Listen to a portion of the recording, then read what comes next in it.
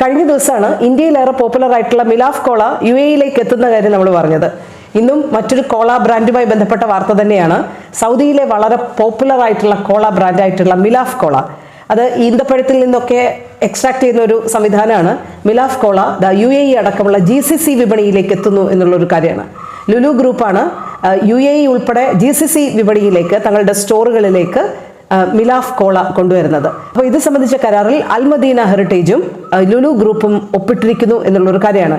ഇപ്പൊ സാധാരണ കോളകളിലൊക്കെ ഉപയോഗിക്കുന്ന സ്വീറ്റ് കണ്ടന്റിന് പകരം ഡേറ്റിൽ നിന്ന് എക്സ്ട്രാക്ട് ചെയ്തിട്ടുള്ള സ്വീറ്റ് ആൻഡ് കണ്ടന്റ് ആണ് അതിൽ ഉപയോഗിക്കുന്നത് എന്നുള്ളൊരു പ്രത്യേകതയുണ്ട്. എന്തായാലും ഏറെ പോപ്പുലർ ആണ് സൗദിയിൽ മിലാഫ് കോള. അതിനി UAE-യിലുള്ളവർക്കും GCC രാജ്യങ്ങളിലുള്ളവർക്കും എത്തിച്ചു കൊടുക്കുകയാണ് ലുലു ഗ്രൂപ്പ് ചെയ്യുന്നത്.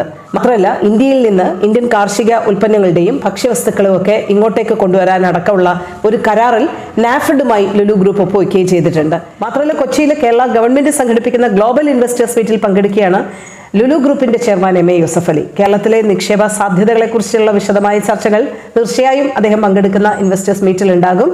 കേരളത്തിലെ 2 IT പാർക്കുകൾ കൂടി സ്ഥാപിക്കുമെന്ന് അദ്ദേഹം ഓൾറെഡി പ്രഖ്യാപിച്ചിട്ടുണ്ട്.